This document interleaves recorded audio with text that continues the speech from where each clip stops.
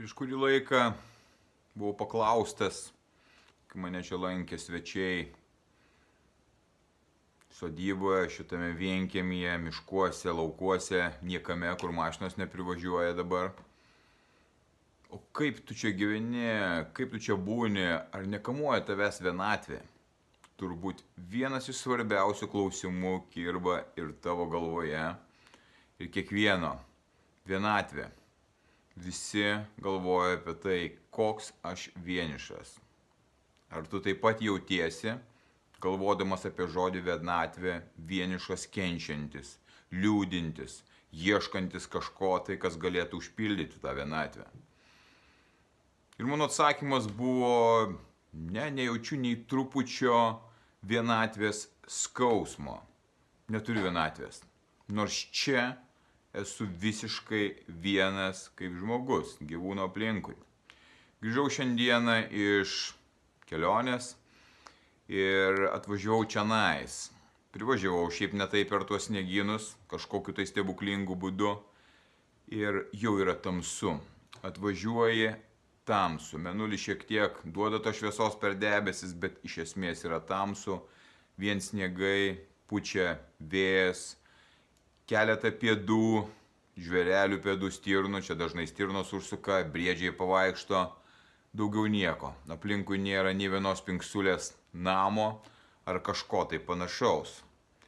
Ir ta vienatvė manęs nekamuoja nei trupučio.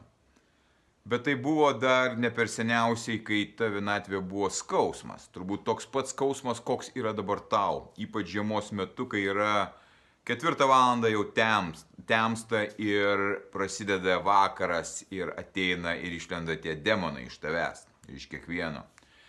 Vasara šiek tiek kitaip, daugiau to šviesos, saulės ir nuotaika geresnė, bet žiema, gūdi žiema jau yra tas, kas yra baisu visiems, ypač su vienatvė.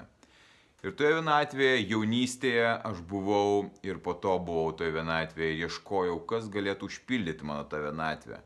Ir mano užpildymas buvo draugai. Žodis draugai yra turbūt sąlyginis, bet tuo metu jie buvo draugai ir visą laiką mes bėgdavome kažkur susitikti, išgerti alaus, užsipildyti kažkaip tą tuštumą, tas pabendravimas užpildydavo tam momentui.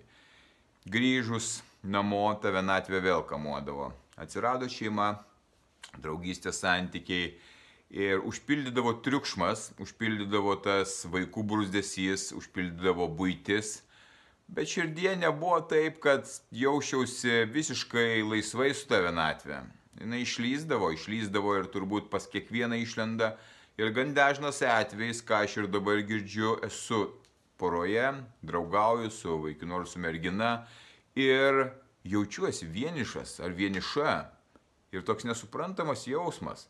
Ir tada tos vienatvės ieškojimas, jos atradimas ir bandymas išspręsti vienatvę veda į tam tikras situacijas. Ir skausmas vis didėja. Dabar žmonės slepiasi už tų 4 sienų, buteliuose ar namuose, nesvarbu kur, ir bando užpildyti tą tuštumą, tos vienatvės tuštumą, žiūrėdami į ekranus. Žiūrėdami į televiziją, telefonus, ieškodami kažkokių tai džiugesių tenais, kur jų nėra. Išeidami į miestą, kavines, restoranus, parduotuvės, užpildytą tuštumą, vienatvės tuštumą.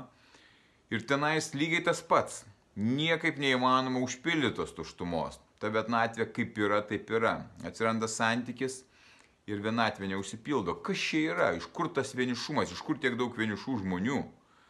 Nesvarbu kur, atrodytų miestas pilnas, vieni su kitais galėtų pažindintis, bet žmonės bijo vieni kitų ir susiradę kažkokią tai draugystę, kažin ar tuo tenkinasi ir ieško vėl kaip užpildyti.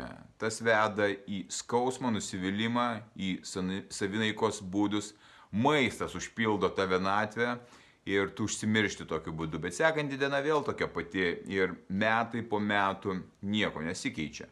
Pas mane taip pat buvo ta pati situacija, ta vienatvė mane vis grauždavo ir aš bėgdavau, ieškodavau kažko tai, kas užpildytų, ar tai žmonių, ar tai daiktų, ar tai maisto, ar tai alkoholio ir niekas nesikeitė.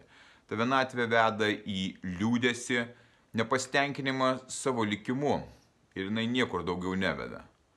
Ir kas atsitiko, kad aš dabar, būdamas tame vienkiemyje, vienas su labai kukliom gyvenimo sąlygom, be tekančio vandens, su lauko tualetu, su maistu, kurį gaminuosi ganėtinai kukliom sąlygom ir dar turiu šilumos ganėtinai nedaug, nors veikiau ir pečius, ir krosnelė, bet nebijau tos vienatvės. Kasgi atsitiko?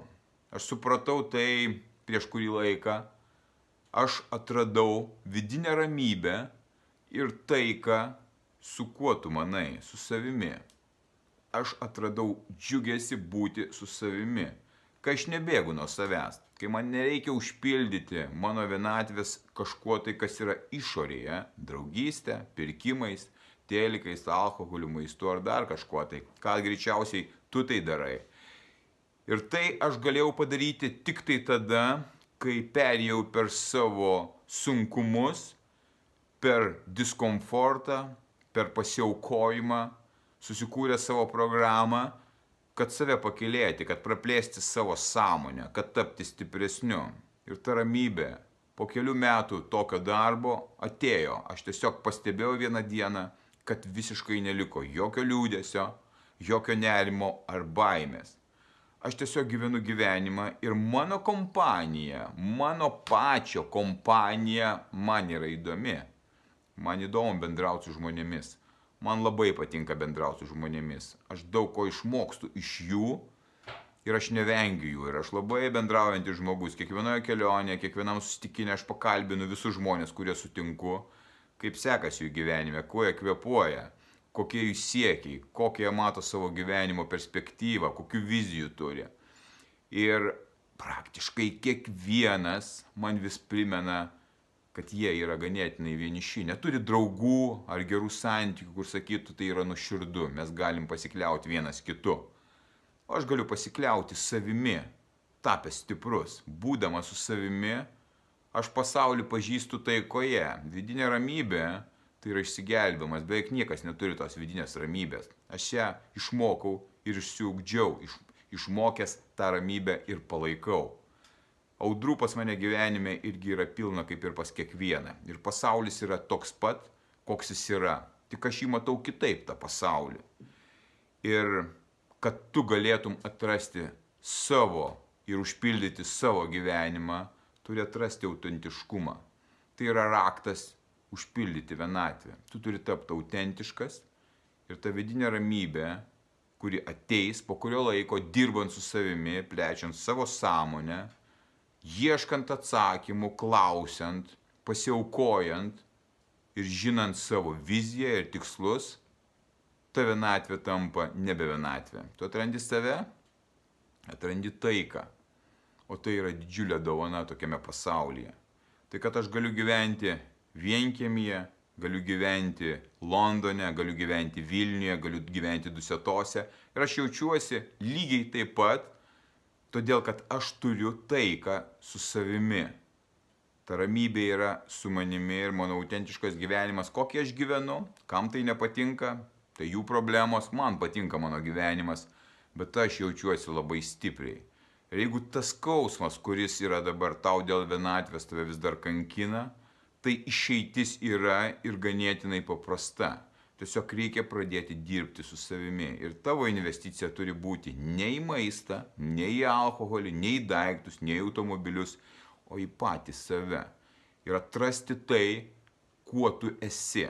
Kai tu tai atrasi, prasidės tavo kelionė. Tavo kelionė šitam gyvenime, pažinti gyvenimą, kai tu mėgausiesi bet kokiom aplinkybėm kiekvieną dieną, kaip aš tai darau dabar. Ir tos dovanos, kurias aš gaunu aplinkui, smulkus dalykai mane džiugina ir ta ramybė mane užpildo. Taigi, sniegas, šaltis, atrodytų visiškai nebuvimas komforto, bet toks geras jausmas. Rytoj saulė vėl pateka, rytoj vėl diena prasideda ir vėl toliau į gyvenimą su džiugesiu, ieškant ir tyrinėjant. Nepasiduok ir būk stiprus.